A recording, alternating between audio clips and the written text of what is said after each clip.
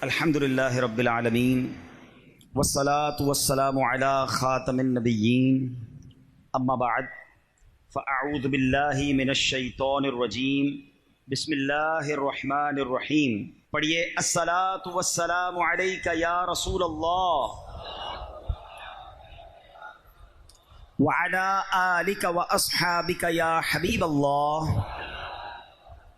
الصلاۃ والسلام علیک یا نبی اللہ وعلی آلک واصحابک یا نور اللہ. درود پاک پڑھنے کے بے شمار فضائل و برکات ہیں. کعبے کے بدر الدجا، طیبہ کے شمس الضحیٰ صلی اللہ تعالیٰ علیہ وسلم کا فرمان عالی شان ہے، من صلی علی حین یصبح عشرا، جس نے مجھ پر صبح 10 بار، وحین یمسی عشرا، اور جس نے شام 10 بار درود شریف پڑھے، ادرکتہ شفاعتی یوم القیامہ، اسے قیامت کے دن میری شفاعت ملے گی. اب 10 بار درود پاک صبح پڑھنے میں، 10 بار شام پڑھنے میں کتنی دیر لگتی ہے؟ یعنی اگر درود پاک کے فضائل کو جمع کریں نا تو عقل حیران ہو جاتی ہے کہ ہم جیسے گناہ گاروں کے لیے بخشش کا سامان، گناہ معاف کرنے کا وسیلہ کتنا آسان کر دیا گیا کہ تھوڑا سا عمل کریں اور گویا رحمتوں کی برسات شروع ہو جاتی ہے. وہ ایسا لگتا ہے کہ اللہ کی رحمت تو چھما چھم برسنا چاہتی ہے. وہ ہے نا رحمت حق بہا نمی جوید. بہا فارسی کا لفظ ہے جس کے معنی قیمت. وہ لکھتے فارسی شاعر کہ اللہ کی رحمت قیمت طلب نہیں کرتی. رحمت حق بہا نمی جوید، رحمت حق بہا نمی جوید. اللہ کی رحمت تو بہانے تلاش کرتی ہے، کسی طرح برس جائے. تو پھر کیوں نہ درود پاک پڑھتے رہا کریں. اور پھر شفاعت کا وعدہ ایک اور جگہ نبی پاک علیہ الصلوۃ والسلام فرماتے ہیں جس کا مضمون ہے کہ جو کوئی شخص مجھ پر روزانہ 50 بار درود پاک پڑھے، کل بروز قیامت میں اس سے مصافحہ کروں گا. نبی پاک سے ہاتھ ملانے کا موقع مل گیا تو اور کیا چاہیے. شافع روز محشر سے ملاقات ہو گئی. سبحان اللہ، پھر تو بیڑا ہی پار ہے نا. تو جتنا ہو سکے اپنے آپ کو فضول باتوں سے نکالیے اور درود پاک کی کثرت کیجیے. اللہ مجھے بھی عمل کی توفیق عطا فرمائے، آپ کو بھی نصیب فرمائے. محبت کے ساتھ با آواز بلند درود پاک پڑھ لیجیے. صلو علی الحبیب صلی اللہ تعالی علی محمد صلی اللہ علیہ وسلم. آج کا موضوع بڑا انٹرسٹنگ ہے، بڑا نرالا ہے. بالخصوص جو سائنس کے اسٹوڈنٹس ہیں ان کو اور لطف آئے گا. جو اللہ کی قدرت کے نظاروں کو غور کرتے رہتے ہیں ان کو بھی انشاءاللہ بہت کچھ سیکھنے کو ملے گا. قرآن کے ذریعے، حدیثوں کے ذریعے اللہ کی ایک بڑی ہی نرالی عجیب مخلوق، اور اس مخلوق سے ہم کتنا فائدہ اٹھاتے ہیں ہم انشاءاللہ سیکھیں گے. اور میرا خیال ہے کہ بہت ساری نئی معلومات، کیونکہ جب میں اس بیان کو تیار کر رہا تھا تو مجھے خود بہت ساری نئی معلومات ملی. توجہ کے ساتھ رہیں گے. اسٹارٹ کرتے ہیں بخاری شریف کی حدیث سے.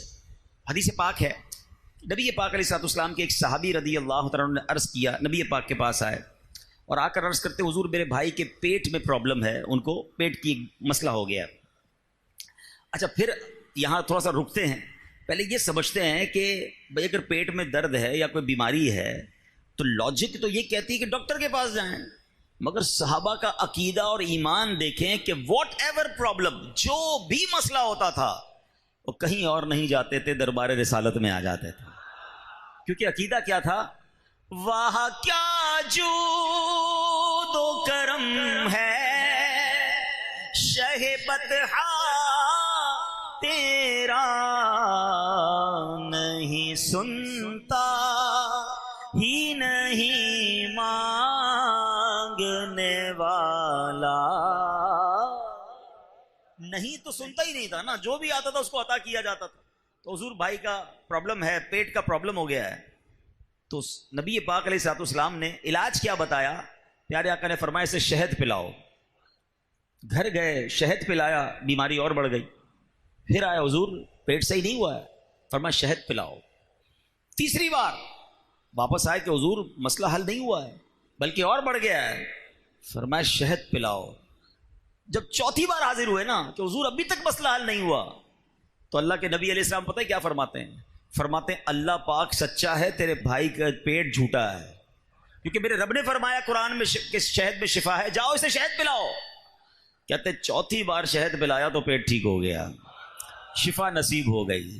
اب اس واقعے میں دو تین بڑی باتیں اہم سمجھ آتی ہیں کہ ہمارا حال کیا ہے۔ ہم کسی ڈاکٹر کے پاس جائیں، دوائی لیں، ٹھیک نہ ہو تب بھی ڈاکٹر سے بدظن ہو جاتے ہیں، حالانکہ کچھ بیماریوں کو ٹھیک ہونے میں ٹائم لگتا ہے۔ اچھا، ہمارا ایک اور پرابلم پتہ ہے کیا ہے؟ ہم دوائی لیں اور ٹھیک نہ ہو تو ڈاکٹر ٹھیک نہیں ہے۔ تو بھائی ڈاکٹر نے دوائی کے ساتھ ساتھ پرہیز کا بھی بتایا تھا، وہ بھول گئے ہیں؟ مثال کے طور پہ کسی کا گلا خراب ہے، ڈاکٹر صاحب گلا خراب ہے، ڈاکٹر صاحب نے گلے کی ٹیبلٹ دے دی، 1 ہفتے تک کھانا، 1 ہفتے تک کھایا، واپس گئے کہ ڈاکٹر صاحب ابھی تک گلا ٹھیک نہیں ہو گیا، پوری دوائی کھائی، پوری ڈوز کھائی ہے۔ اب ڈاکٹر نے پوچھا کہ ٹھنڈے پانی کا منع کیا تھا وہ چھوڑا؟ تو کہ ڈاکٹر صاحب میں تو دوائی بھی ٹھنڈے پانی سے پیتا تھا۔ تو ڈاکٹر صاحب نے کیا کہنا ہے، پھر ساری زندگی دوائی پیو، گلا ٹھیک نہیں ہونا، تو پرہیز بھی تو کرنی ہے نا۔ اچھا، لیکن اگر مرضی پڑ جائے، ریئیکشن ہو جائے، تو ہم کہتے ہیں اب ڈاکٹر بدل دو۔ مگر صحابہ کا عقیدہ دیکھو، آقا نے فرمایا شہد پلاؤ، مکھی شہد پلا رہے ہیں، بیماری گھٹ نہیں رہی اور بڑھ رہی ہے، مگر نبی پاک کا در نہیں چھوڑا۔ کہتے ہیں 4 بار اپنی جگہ 1000 بار آنا پڑتا، پھر بھی نبی پاک کے پاس ہی آتے تھے۔ تو یہ یقین تھا صحابہ کرام کا۔ ہاں، ایک بات میں ضرور بتا دوں، یہ تو پیارے آقا کی شان ہے نا، نبی پاک تو اگلے مرحلے بھی دیکھ رہے تھے کہ ٹھیک ہونا ہے شہد سے، لیکن ہمیں کوئی بھی علاج کو ڈاکٹر کے، طبیب کے مشورے کے بغیر نہیں کرنا۔ ہر چیز ہر کسی کو مافق آ جائے، فائدہ مند ہو۔ باڈی کے پرابلمز الگ ہوتے ہیں، کچھ لوگوں کی طبیعتیں الگ الگ ہوتی ہیں، کسی کو ایک غذا کام دیتی ہے، کسی کو مناسب نہیں ہوتی، تو ڈاکٹر کے مشورے سے کرنا ہے۔ ہم اس واقعے سے یہ سیکھنا چاہتے ہیں کہ صحابہ کرام کا نبی پاک سے عقیدہ کیسا، اور سبحان اللہ، اور پھر پیارے آقا علیہ الصلوۃ والسلام نے کیا فرمایا کہ اللہ پاک سچا، تیرے بھائی کا پیٹ جھوٹا ہے، کیونکہ قرآن میں رب نے فرمایا ہے کہ شہد میں شفا ہے۔ تو اے میرے پیارے اسلامی بھائیوں، اس واقعے سے ہمیں کچھ شہد کے بارے میں سننے کو مل رہا ہے۔ اب ایک اور جگہ چلتے ہیں۔ عشق کی شرح میں بڑی پیاری بات علماء لکھتے ہیں کہ جو بیماری ان کو تھی نا، وہ شہد سے ٹھیک نہیں ہو سکتی تھی، کیونکہ شہد کے بارے میں یہ کہا گیا ہے کہ وہ قبض کو کھول دیتا ہے، مگر اللہ اکبر، میرے آقا علیہ الصلوۃ والسلام چاہیں تو اس کی تاثیر جو نارملی بتائی جاتی ہے اس کے برعکس میرے آقا حکم فرما دے تو علاج ہو جایا کرتا ہے۔ کیا فرماتے ہیں؟ بڑی پیاری بات، کام جو ان سے ہوا پورا ہوا۔ مولانا حسن ندوی خان صاحب لکھتے ہیں، کام جو ان سے ہوا پورا ہوا، ان کی جو تدبیر ہے تقدیر ہے۔ آقا کی زبان سے جب نکلتا ہے نا تو رب اسے پورا فرما دیتا ہے۔ بڑا خوبصورت نعت کا شعر ہے نا کہ معجزہ میرے نبی کا کہہ دیا تو ہو گیا۔ آقا نے جس کے بارے میں جو فرمایا نا وہ ہو گیا، تو نبی پاک کی زبان سے نکلے تو پھر کیوں نہ کام بن جائیں، اور اللہ کرے کہ ہمارے لیے بھی ہمارے آقا کی زبان مبارک سے شفاعت کا مژدہ مل جائے۔ نبی پاک اپنی غلامی میں قبول فرما لیں، ہماری مشکلیں آسان ہو جائیں، اور آقا اس کے لیے اللہ کی بارگاہ میں دعا فرمائیں۔ بڑا پیارا شعر فارسی زبان کا ہے اور سیدی اعلیٰ حضرت نے لکھا ہے، آؤ مل کر پڑھ لیتے ہیں۔ اپنی مشکلوں کو ذہن میں لائیے اور تصور کیجئے کہ حضور ہماری مشکلوں کے بارے میں بھی کچھ ارشاد فرما دیجئے تو ہماری بگڑی بھی بن جائے۔ شہاب کس نوازی کن طبیبا چارہ سازی کن، مریض درد عصیانم اغثنی یا رسول اللہ، مریض درد عصیانم اغثنی یا رسول اللہ، ہماری بگڑی بنا دیجئے۔ اب آگے چلتے ہیں میرے پیارے اسلامی بھائیوں۔ اب یہاں ایک تو صحابہ کرام علیہ رضوان کا جو ایمان اور عقیدہ پتہ چلا نا، یہ مجھے اور آپ کو بھی سکھاتا ہے کہ ہمیں جب اللہ کی بارگاہ میں کوئی التجا پیش کر رہے ہیں، جب رسول پاک علیہ الصلوۃ والسلام کا وسیلہ پیش کر کے عرض کر رہے ہیں، اگر دعا قبول نہیں ہو رہی، کام نہیں بن رہا، تو اس در سے مایوس نہیں ہونا ہے، ہمیں پکارتے رہنا ہے، ہمیں التجا کرتے رہنا ہے، اور اگر کام نہیں ہو رہا تو یہ سمجھنا ہے یہی میرے لیے بہتر ہے۔ لوگ دعا چھوڑ دیتے ہیں، لوگ نبی پاک کی بارگاہ میں التجا کرنا چھوڑ دیتے ہیں۔ ایسا کبھی نہ کریں، دل کو ان سے جدا نہ کریں، بلکہ گڑ گڑاتے رہیں، مانگتے رہیں، ضرور کرم ہوگا، کیونکہ پڑے ہی رہنے سے کام ہوگا۔ مانگتے چلے جانا ہے، انشاءاللہ جھولی بھری جائے گی، اور ایسی بھرے گی کہ کوئی کمی باقی نہ رہے گی۔ مانگیں گے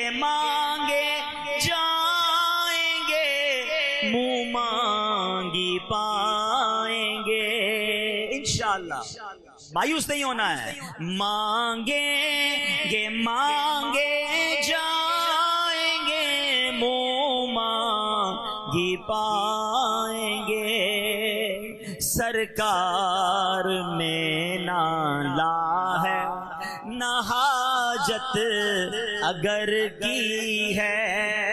لا کس کو کہتے ہیں عربی میں؟ نہیں. نبی پاک نا نہیں فرماتے، لا نہیں فرماتے. اچھا کچھ لوگ ہوتے ہیں جو منع نہیں کرتے مگر کنڈیشن کر دیتے ہیں، دیکھو اگر میرا یہ کام ہو گیا نا پھر تمہاری مدد کر دوں گا.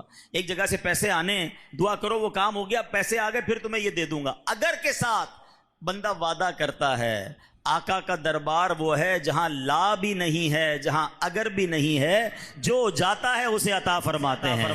مانگیں گے مانگے جائیں گے، منہ مانگی پائیں گے، سرکار میں نہ لا ہے نہ حاجت اگر کی ہے. قرآن پاک کی ایک آیت کئی بار سنی ہوگی. اللہ قرآن میں فرماتا ہے وَإِن تَعُدُّوا نِعْمَةَ اللَّهِ لَا تُحْصُوهَا، اور اگر تم اللہ کی نعمتیں گنو، کاؤنٹ کرو تو انہیں شمار نہیں کر سکو گے. جنہوں نے یہ آیت سنی ہے نعمتیں کے بارے میں جب بھی بیان ہوتا ہے نا تو نارملی ہم اپنے باڈی پارٹس پر غور کرتے ہیں، اور واقعی ہمارا جسم بھی اللہ کی اتنی بڑی نعمت ہے کہ اسی کو کاؤنٹ نہیں کر سکتے. آنکھیں، کان، ہاتھ، انگلیاں ہیں، آگے چلیں تو پیر، گردے، پھیپڑے، دل، کیا کیا رب نے نہیں دیا ہے اور بن مانگے دیا. یہ اتنی نعمتیں ہیں. اسی پر اگر میں بیان کرتا جاؤں کہ جناب یہ سانس کا اندر لینا اور باہر نکال دینا، پانی پی کر جناب یورین کو پاس کر دینا. ابھی میں پچھلے دنوں ڈائلیسس سینٹر کے لیے دورہ کرنے ہم گئے تھے تو ڈائلیسس مشین کو پہلی بار میں نے بڑے کلوزلی سمجھا تو پتا چلا کہ باقاعدہ اتنی بڑی لاکھوں روپے کی مشین آتی ہے اور وہ گردے کا کام کرتی ہے. اور کام کیا کرتی ہے کہ خون جو ہے اس کے اندر جاتا ہے اور جناب وہ صاف ہو کر واپس جو ہے وہ باڈی میں آتا ہے. اللہ اکبر. کہ جو کڈنی کا وہ کام کرتی ہے تو مجھے اندازہ ہوا کہ جو ہمارے گردے ہیں وہ اللہ نے کتنی بڑی ہمیں نعمت دی ہے. یعنی 20-20 لاکھ روپے، 25-25 لاکھ کی 4 گھنٹے ڈائلیسس کا پیشنٹ وہاں بیٹھتا ہے. بڑا تکلیف دہ عمل ہے، بڑی بڑی سوئیاں لگتی ہیں، اس کی رگوں کو کاٹ کر باقاعدہ ایک پورا سسٹم بنایا جاتا ہے. اللہ کسی دشمن کو بھی یہ بیماری نہ عطا فرمائے، ہماری نسلوں کو بھی اس بیماری سے دور فرمائے. مگر آپ غور کریں، صبح و شام میں پانی پی رہا ہوں، یورین بن کے نکل رہا ہے، صبح و شام میرا خون صاف ہو رہا ہے، یہ مشین بغیر رکے کام کر رہی ہے. مجھے کچھ بھی نہیں پتا، اللہ نے اتنی نعمتیں دی ہیں. مگر میرے پیارے اسلامی بھائیوں، آج میرا موضوع چونکہ کچھ اور ہے کہ اتنی ساری نعمتوں کے بعد بھی اگر غور کریں نا تو یہ تو ہم اپنے اندر ہی نعمتیں ڈھونڈ رہے ہیں. اس کائنات کے ذرے ذرے میں رب کی جو نعمتیں ہیں، بہت سارے کیڑے مکوڑے، یہ اللہ کی بہت بڑی نعمت ہے. ہمیں نہیں پتا کہ کس کا کیا کام ہے. پرندے، چرندے، تتلیاں، مکھیاں ہیں، یہ سب اللہ نے کس لیے بنایا؟ یہ ہمارے لیے بنایا ہے. تو سائنس بھی کہتی ہے کہ بیکٹیریاز بھی کچھ ہوتے ہیں جو ہمارے لیے بڑے اچھے ہوتے ہیں. اب پچھلے دنوں میں ایک تحقیق پڑھ رہا تھا کہ جو ڈیٹاکس واٹر ہوتا ہے، آپ نے دیکھا ہوگا آج کل لوگ پیتے ہیں پانی کے اندر ککڑی وغیرہ ڈال دیتے ہیں، پودینہ ڈال دیتے ہیں یا سیب ڈال دیتے ہیں اور پھر سارا دن وہ پانی پیتے رہتے ہیں. تو بتایا جاتا ہے کہ یہ چیزیں ڈالنے کی وجہ سے ایک بیکٹیریا پیدا ہوتا ہے. بچپن سے ہم نے تو یہی سنا کہ بیکٹیریا بڑا نقصان دہ ہوتا ہے. فرمایا گڈ بیکٹیریا ہے. یہ بیکٹیریا جب پیٹ میں جاتا ہے تو آپ کے پیٹ کے ہاضمے کو بہتر کر دیتا ہے. تو اللہ کی شان دیکھیں کہ کس کا کیا کام ہے. اب ہمیں آہستہ آہستہ چیزیں سمجھ آ رہی ہیں، مگر میرے رب نے تو بنائی ہے نا. تو آپ غور کریں، اللہ کریم نے جو پوری کائنات زمین پر جو کچھ ہے کس کے لیے بنایا؟ اے اشرف المخلوقات، آپ کو مبارک ہو. اللہ قرآن میں فرماتا ہے هو الذی خلق لکم ما فی الارض جمیعا، وہی ہے جس نے جو کچھ زمین میں ہے سب تمہارے لیے بنایا ہے. ہمیں رب نے اپنے لیے بنایا ہے اور ہمارے لیے سب کچھ بنایا ہے. مگر مسئلہ یہ ہے کہ ہم سب کچھ کو حاصل کرنے میں کھو گئے. جس لیے رب نے بنایا تھا وہ بھول گئے، اللہ کی اطاعت بھول گئے، اللہ کی عبادت بھول گئے. یہ ساری کائنات ہمارے لیے بنائی ہے، ہمیں اشرف المخلوقات بنایا ہے. ہم نے شہد کے واقعے سے بیان کو سٹارٹ کیا تھا. اسی مہینے کی 20 تاریخ کو دنیا بھر میں شہد کی مکھیوں کا عالمی دن منایا جاتا ہے. یہ اویئرنیس پوری دنیا کو دی جاتی ہے کہ اس نعمت کی قدر کیجئے اور یہ ضائع نہ ہو جائے. اے میرے پیارے اسلامی بھائیوں، بڑی عجیب باتیں آج آپ کو پتہ چلیں گی کہ انسانی نسل جو ہے نا، ہماری انسانی نسل کی بقا بھی یہ شہد کی مکھیوں کے ساتھ جڑی ہوئی ہے. ایک رپورٹ کے مطابق اگر پوری دنیا سے شہد کی مکھیاں ختم ہو جائیں 4 سال کے بعد انسانی نسل بھی ختم ہونا شروع ہو جائے گی۔ اب اس کی وجہ کیا بتایا جاتا ہے کہ پودے جتنے بھی ہیں ان میں پولینیشنز ہوتا ہے، مکھیاں ایک پودے پر بیٹھتی ہیں اور ان کے پیروں میں کچھ خاص قسم کے ذرات لگ جاتے ہیں، پھر یہ اڑ کے دوسرے پودے پہ بیٹھتی ہیں، تو یہ ذرات ٹرانسپورٹ ہو جاتے ہیں، دوسرے پودے پہ پہنچتے ہیں، اور اس طرح یہ پودوں کی افزائش ہونا شروع ہوتی ہے۔ یہ سبزیاں، یہ فروٹ، یہ جتنے پودے ہیں یہ اس طرح ٹرانسپورٹ سسٹم کے ذریعے یہ بڑھتے چلے جاتے ہیں اور ان کی نسل بھی بڑھتی ہے۔ اگر یہ رک جائے سسٹم تو بتایا جاتا ہے کہ عالمی ادارہ خوراک کے مطابق دنیا میں پودوں کی 80% پیداوار شہد کی مکھیاں اور تتلیاں بنتی ہیں۔ یہ جو ٹرانسپورٹ ہو رہی ہوتی ہے ایک پودے سے دوسرے پودے سے تیسرے، فرمائے یہ اس کے اندر جو ذرات ہیں یہ ٹرانسپورٹ کرتی ہیں۔ 80% پودوں کی نشو و نما کی وجہ شہد کی مکھیاں اور تتلیاں ہوتی ہیں۔ اور اب آپ ذرا غور کریں، یہ میرے بزرگ بیٹھے ہیں جو میری ایج کے اب اس سے بڑی عمر کے ہیں، ہم نے اپنے بچپن میں اپنے گھروں کے پاس تتلیاں اڑتے دیکھی تھیں، ہم نے اپنے بچپن میں جناب گھر کے باہر درخت لگا ہوتا تھا، اس پر شہد کا چھتا ہوتا تھا۔ ابھی آج کی جنریشن نے تو شاید کراچی میں کوئی چھتا بھی نہیں دیکھا، تتلیاں بھی شاید ٹی وی پر یا ویڈیو پر دیکھی ہوں گی۔ ہم اسکول میں جاتے تھے، ہمارے اسکول میں پودے لگے ہوتے تھے، وہاں تتلیاں ہوتی تھیں، یہ سب کہاں چلی گئیں؟ یہ اس کی بڑی وجہ یہ ہے، ہم اس دنیا میں پہلے ایک بات سمجھ لیں، اللہ نے یہ زمین صرف انسانوں کے لیے نہیں بنائی ہے، یہ بہت ساری مخلوق کی یوں سمجھیے زمین ہے، یہاں پرندوں کے لیے بھی گھر ہیں، پرندوں کا بھی اس میں اسٹیک ہے نا جناب، یہاں جانور بھی رہتے ہیں، یہاں تتلیاں بھی رہتی ہیں، یہاں پکھیاں بھی رہتی ہیں۔ ہم سمجھ رہے سب کچھ ہمارا ہے، توڑ دو سارے درخت کاٹ دیے۔ سبھی سوچا درخت پہ کون رہتا ہے؟ اللہ نہ کرے کسی کا گھر گرا دو، کتنی تکلیف ہوگی۔ ہم یہ سوچتے نہیں کہ ایک درخت گرا کر پتہ نہیں کتنے 100 پرندوں کا گھر ہم نے ختم کر دیا، کتنی مکھیوں کی یہاں رہائش تھی وہ ہم نے ختم کر دی، اور ایک دو نہیں پورے باغ ختم کرتے جا رہے ہیں۔ جناب ہمارا کراچی شہر، کبھی جہاز میں آئے نا کراچی تو آپ کو اندازہ ہوگا کہ ایسا لگتا ہے کانکریٹ کا جنگل ہے، صرف عمارتیں، گرین نام کی درخت نام کی کوئی چیز اوپر سے نظر ہی نہیں آتی ہے۔ میں دنیا بھر میں سفر کرتا ہوں یار، جہاز اترنے سے پہلے جب ہم ملک کھڑکی سے نیچے دیکھتے ہیں نا تو آدھا ملک گرین نظر آتا ہے، ہر طرف سبزہ ہے، پھر بیچ میں کچھ مکان ہوتے ہیں۔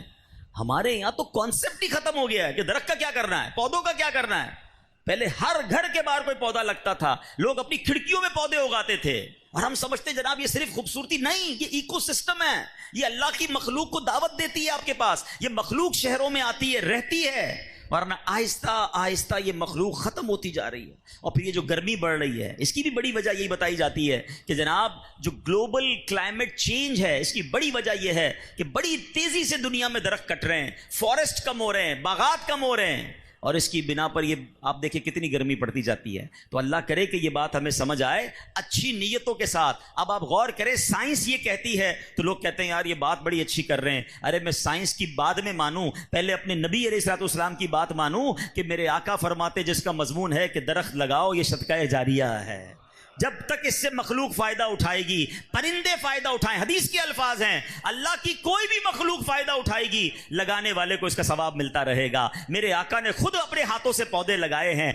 شجر کاری یہ نبی پاک کا طریقہ ہے، تو مسلمان کے لیے تو یہی کافی تھا، سائنس بتاتی نہ بتاتی ہم اس سنت پر عمل کرتے، ہم خوشحال رہتے، ہمارے بچے پرندوں کو دیکھتے۔ ہم صبح اٹھتے تھے کراچی میں، ہمیں کوئل کی آواز آتی تھی، ہمیں بڑے اچھے اچھے پرندوں کی آواز آتی تھی، اب وہ ساری آوازیں پتہ نہیں کہاں گئیں، کیونکہ ہم نے درخت کاٹ کاٹ کے ان مخلوقوں کو اپنے آپ سے دور کر دیا۔ تو اے میرے پیارے اسلامی بھائیوں، میں صرف کراچی کی بات نہیں کر رہا، آپ سب سے یہ گزارش کروں گا کہ اللہ کی ان مخلوق کی قدر کیجئے، یہ رب نے کائنات کو ہماری خدمت کے لیے بنایا ہے، اگر ہم ان چیزوں کو دور کرتے چلے جائیں گے اس کا نقصان ہمیں اٹھانا پڑ رہا ہے اور آگے بھی جا کر اٹھانا پڑ سکتا ہے۔ اب آؤ، میرے رب نے قرآن میں شہد کی مکھی کو نصیحت کی، اب سنیں کیا خوبصورت کلام، قرآن کا انداز دیکھیں۔ اللہ قرآن میں ارشاد فرماتا ہے، اچھا مزے کی بات یہ ہے شہد کی مکھی کی اہمیت شاید ہمیں نہ پتا ہو، قرآن میں صرف ذکر نہیں ہے، قرآن کی پوری سورت کا نام سورہ نحل ہے۔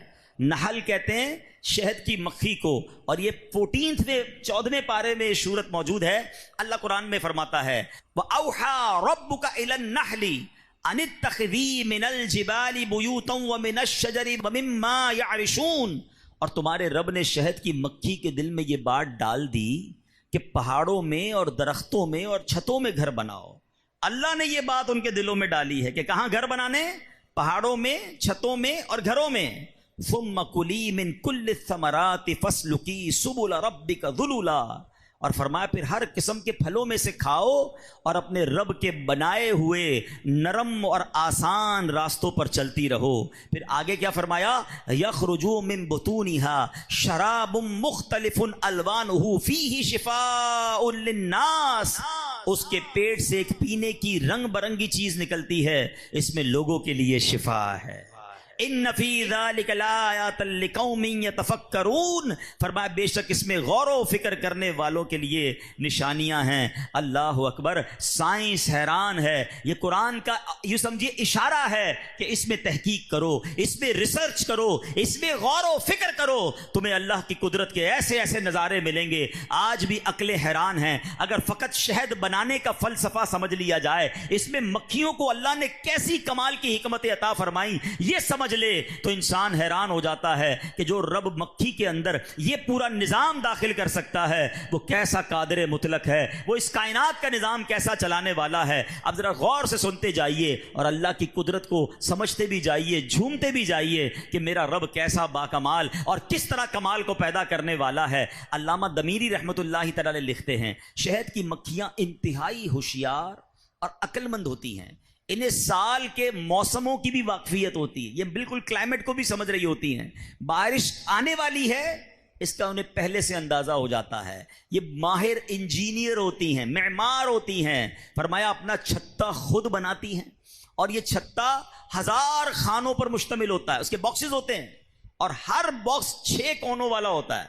اور جو جیومیٹری کے اسٹوڈنٹ ہیں، سائنسدان بتاتے ہیں، جیومیٹری کے اسٹوڈنٹ بتاتے ہیں کہ جب 6 خانوں والا آپ کوئی بھی باکس بنائیں گے وہ سب سے کم جگہ گھیرے گا، یعنی پورا آپ کی جگہ یوز میں آئے گی، کوئی جگہ ضائع نہیں ہوگی. تو 6 کونوں والا یہ کھانا بناتی ہیں، باکس بناتی ہیں. پھر فرمایا کہ علامہ دمیری رحمۃ اللہ تعالی مزید لکھتے ہیں کہ حیرت کی بات تو یہ ہے کہ شہد کی مکھیاں یہ چھتا بنانے کے لیے کوئی اسکیل، کوئی کمپاس، کوئی پرکار یوز نہیں کرتی ہیں، مگر کمال یہ ہے کہ تمام کے تمام باکس ایک ہی سائز کے ہوتے ہیں، اس کی گہرائی ایک سائز کی ہوتی ہے. اللہ اکبر. ان میں کام تقسیم ہوتے ہیں. کچھ مکھیوں کا کام شہد بنانا ہوتا ہے، کچھ کا کام موم بنانا ہوتا ہے، کچھ چھتا تعمیر کرتی ہیں، کچھ پانی لاتی ہیں. یہ سب مل جل کر زبردست تقسیم کاری کے ساتھ یہ شہد بناتی ہیں. اللہ اکبر. اب ذرا غور تو کیجئے نا، یہ نظام کس نے ان کے دلوں میں ڈالا، یہ سسٹم کس نے انسٹال کیا، یہ ذمہ داری کس نے ان کو دی. اللہ اکبر. تو بے ساختہ دل سے آواز نکلتی ہے کہ وہی تو ہے جو نظام ہستی چلا رہا ہے، میرا خدا ہے. کوئی تو ہے جو نظام ہستی چلا رہا ہے، میرا خدا ہے. دکھائی بھی جو نہ دے، نظر بھی جو آ رہا ہے، وہی خدا ہے، وہی خدا ہے. کسی کو تاجے وقار بخشے، کسی کو ذلت کے غار بخشے، جو سب کے ماتھے پہ مہر قدرت لگا رہا ہے، وہی خدا ہے، میرا خدا ہے. سفید اس کا، سیاہ اس کا، نفس نفس ہے گواہ اس کا، جو شعلہ جاں جھلا رہا ہے، بجھا رہا ہے، وہی خدا ہے، میرا خدا. کیوں اللہ سے پیار نہ کریں؟ ہیں کیسے بدنصیب لوگ ہیں جو کہتے ہیں دنیا میں اللہ ہی نہیں ہے، کوئی خدا ہی نہیں ہے۔ ارے مجھے بتاؤ تو صحیح، کیا بغیر سسٹم بنائے، بغیر آرڈر دیے کبھی اس طرح کوئی تعمیر ہو سکتی ہے چیز؟ ایک شہد کا چھتا بتا رہا ہے کہ ایک ایک مکھی کو پتا ہے میں نے کیا کام کرنا ہے، ایگزیکٹلی کام نان سٹاپ صدیوں سے جاری ہے اور قیامت تک جاری رہے گا۔ تو یہی خود میرا خدا ہے۔ تو اے میرے پیارے اسلامی بھائیوں، اب یہاں سیکھنا کیا ہے؟ ایک تو شہد کے بارے میں پتا چلا، اللہ کی قدرت کے بارے میں پتا چلا، آگے جا کے بتاتا ہوں آپ کو کہ شہد کتنی بڑی شفا والی چیز ہے، استعمال کرنا چاہیے۔ مگر ہم نے اس قرآن کی آیت سے جو سیکھنا بیان کروں گا، اس آیت کو خوبصورت انداز سے سمجھتے ہیں۔ قرآن کی کیا بات ہے؟ اللہ نے قرآن میں کیا فرمایا؟ ان اتخذی من الجبال بیوتا ومن الشجر ومما یعرشون۔ اللہ نے کیا فرمایا کہ پہاڑوں اور درختوں اور چھتوں میں گھر بناؤ۔ مکھیاں کتنی فرما بردار ہیں، ان تین جگہوں کے علاوہ آپ کو کہیں بھی چھتا نہیں ملے گا۔ پہاڑوں میں ملے گا، پھر فرمایا درختوں میں اور گھروں میں، اس کے علاوہ کہیں نہیں ملے گا۔ فرما برداری دیکھیے گا۔ پھر فرمایا ثم کلی من کل الثمرات، پھر ہر قسم کے پھلوں سے کھاؤ۔ کیا فرمایا؟ پھلوں سے کھانا ہے۔ گندگی پر کبھی بھی آپ کو شہد کی مکھی نظر نہیں آئے گی۔ جو اللہ نے آرڈر دیا آپ کو شہد کی مکھی پھلوں پھولوں پر ہی نظر آئے گی۔ پھر فرمایا فَاسْلُكِي سُبُلَ رَبِّكَ ذُلُلًا، اور اپنے رب کے بنائے ہوئے نرم و آسان رستوں پر چلتی رہو۔ اب ذرا غور کریں پیارے اسلامی بھائیوں، شہد کی مکھی کیسی فرما بردار ساری دنیا میں، بلکہ انہوں نے تو ترتیب کا بھی خیال رکھا ہے۔ اللہ نے پہلے کیا فرمایا؟ کدھر بنانا ہے؟ پہاڑوں میں۔ سب سے زیادہ چھتے آپ کو پہاڑوں میں ملیں گے۔ سیکنڈ نمبر پہ چھتے آپ کو درختوں میں ملیں گے۔ تیسرے نمبر پر چھتے آپ کو کبھی کبھی گھروں میں مل جائیں گے۔ تو پتہ چلا ایک تو تیسرے سے چوتھے پوائنٹ پر نہیں گئے، بلکہ اس ترتیب کا خیال بھی شہد کی مکھیاں رکھ رہی ہیں جو حکم رب نے قرآن میں دیا ہے۔ پھر فرمایا پھلوں اور پھولوں کا رس، کوئی گندگی کسی کچرے کے ڈھیر پر آپ کو شہد کی مکھی نہیں ملے گی۔ علماء کہتے ہیں جو شہد کی مکھی اللہ کی ایسی فرما برداری کر رہی ہے، جو آرڈر دیا ہے اس کو پورا کر رہی ہے، تو اس کا صلہ کیا ملا کہ اللہ نے پھر اس کے اندر کیا بنایا؟ یخرج من بطونها شراب مختلف الوانہ فیہ شفاء للناس، اس کے پیٹ سے ایک پینے کی رنگ برنگی چیز نکلتی ہے جو لوگوں کے لیے شفا ہے۔